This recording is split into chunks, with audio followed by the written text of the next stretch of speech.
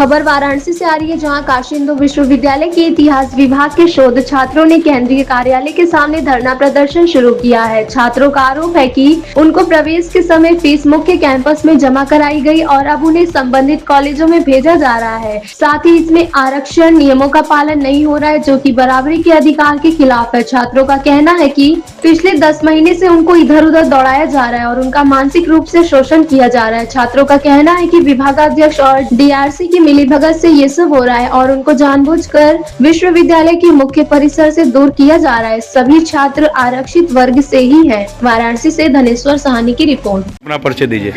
नमस्कार, मेरा नाम सुजीत यादव है और हम जो है पीएचडी में एडमिशन पिछले सेशन में 2024-25 में यहीं पे काशी हिंदू विश्वविद्यालय में हमारा एडमिशन होगा।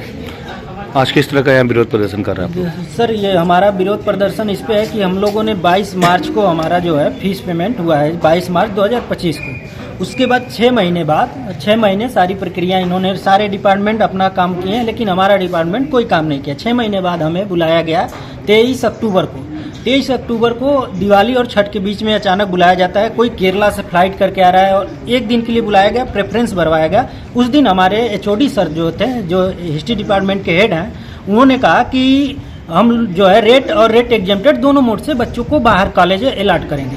अगले 2 दिन बाद 25 अक्टूबर को हमारा जो है कॉलेज अलॉट कर दिया जाता है, जिसमें रेट एग्जेम्प्टेड वाले बच्चों को बाहर यहाँ पे रख लिया जाता है, जिनका इंडेक्स हम लोगों से नीचे है। हम लोग रेट वाले में इंडेक्स ऊपर होते हुए भी और केवल 13 बच्चे उन लोगों को भेजा जा रहा है जो ओबीसी SC ST के हैं, पिछड़े वर्ग से आते हैं, दलित वर्ग से आते हैं, जनजाति वर्ग से आते हैं। बाकी सारे बच्चों को यहाँ रखा।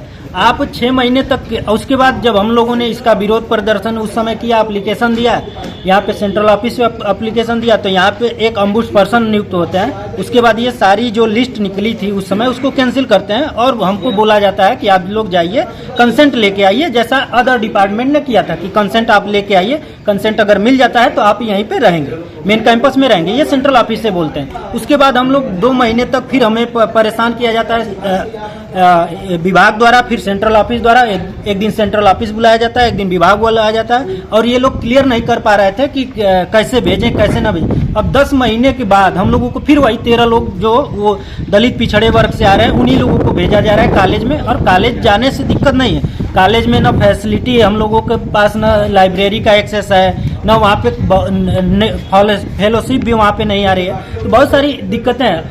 आपको अगर यही सब करना था तो 6 महीने पहले आपने 22 मार्च का एडमिशन लिया हुआ है, जून जुलाई तक क्लियर कर देते, और शुरू में ही हमारा पेमेंट डीएमसी में करवाया हुआ है, तो उसी समय हमें बता देते कि आपको कॉलेज जाना है, तो हमको लेना होता है तो लेते, नहीं लेना होता तो नहीं लेते, किसी अन्य यूनिवर्सिटी में अपना ट्राई करते हैं हम लोग।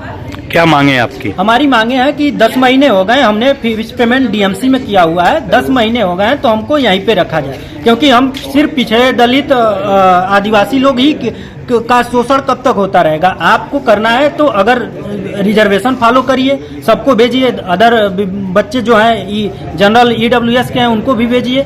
आप सिर्फ ओबीसी SC ST को भेज रहे हैं और रिजर्वेशन भी फॉलो नहीं किया, और 10 महीने बाद कॉलेज हम लोगों का नहीं, हम लोग नहीं जाएंगे।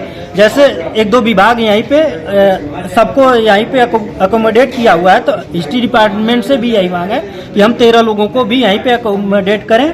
और उसके बाद आप अगली बार जब कोई भी बुलेटिन वगैरह जारी करिएगा तो सब कुछ क्लियर करके, ताकि ये सारी चीजें दिक्कतें न आए। अगर आपके प्रस्ताव को न माना गया तो अगला कदम क्या होगा? नहीं, तो हमारा अगला कदम है, हम लोग जब तक हमारी मांगे पूरी नहीं होती है, 10 दिन बैठना पड़े, 15 दिन बैठना पड़े, 1 महीने बैठना पड़े। पूरी ठंडी है, इतनी ठंडी में भी -10 डिग्री सेल्सियस टेम्परेचर होने के बावजूद भी हम लोग लंबे समय तक यहीं बैठेंगे।